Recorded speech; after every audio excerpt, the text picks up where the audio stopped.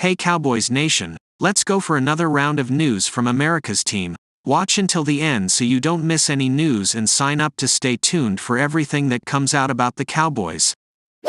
Dallas Cowboys make roster move.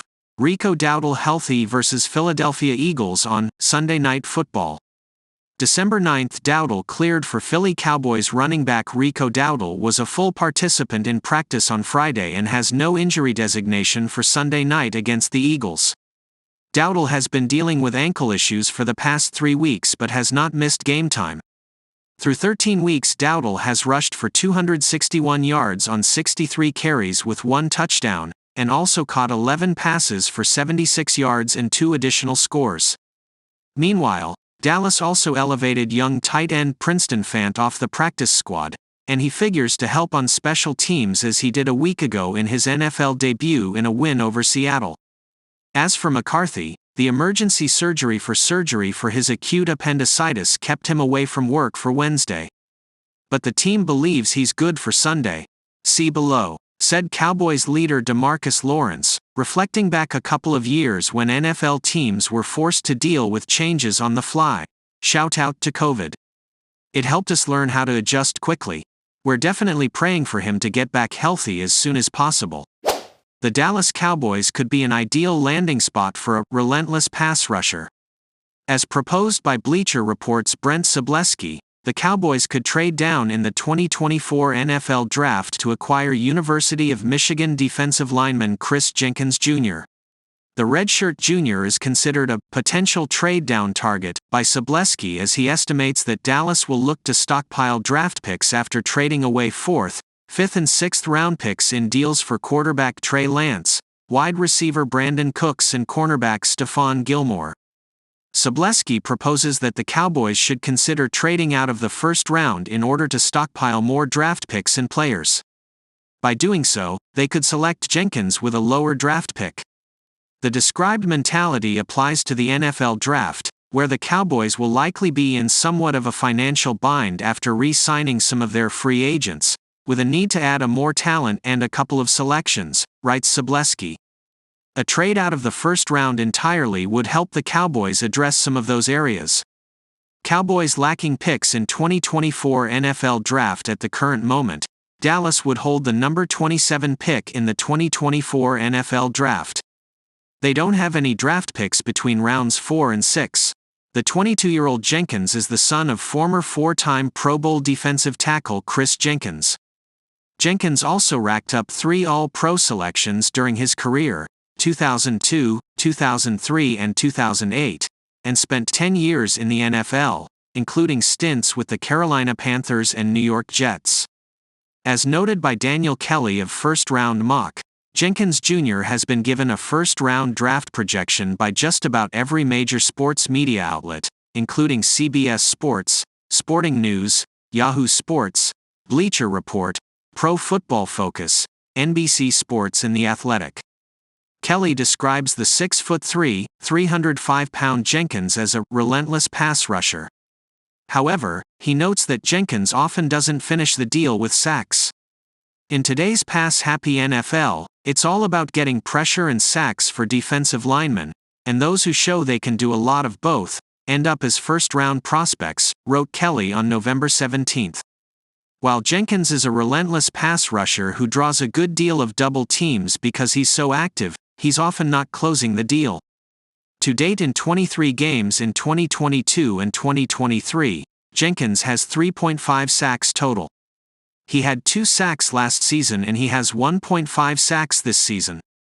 Chris Jenkins Jr.'s strengths is on run defense, not pass rushing. Through 2 full seasons as a starter, Jenkins Jr. has just 7 career sacks. While the size and talent are certainly there, the production is not. Not only does Kelly note those aren't first-round numbers, he mentions that Jenkins lacks the explosiveness that it takes to produce a lot of sacks. While Kelly knocks Jenkins for his lack of production from a pass-rushing standpoint, he stresses how much of a disruptive run stopper that he is. Jenkins brings more to the party as a run defender than a pass rusher, writes Kelly. Some guys are just in it for the thrill of the kill getting to the quarterback. That's not Jenkins. This Michigan defensive tackle lives to stop the run. In fact, according to Pro Football Focus, his 31 run stops in 2022 were tied for the most among FBS defensive tackles. Cowboys news. How Dak Prescott can prove his value versus Eagles. Here's why Prescott will clear Hurts in MVP debate if Cowboys can defeat Eagles' KD Drummond. Cowboys wire. There's a lot at stake on Sunday. For example, if the Cowboys win, they will take the lead in the NFC East. However, if Dak Prescott can win this week's game, it will make a statement for his chances of winning a special distinction. The MVP race, for now, right now, with 5 games to go, there are 4 top candidates and a slew of other names on the fringe, but with enough statistical backing where a strong finish could catapult any of them into the mix. While Dolphins WR Tyreek Hill is having a historical campaign, and 49ers QB Brock Purdy is neck and neck with them both, Prescott's biggest competition is from his own division. Eagles QB Jalen Hurts has been atop the odds in the MVP race much of the season, and the two square off for the second time this season on Sunday night in Week 14.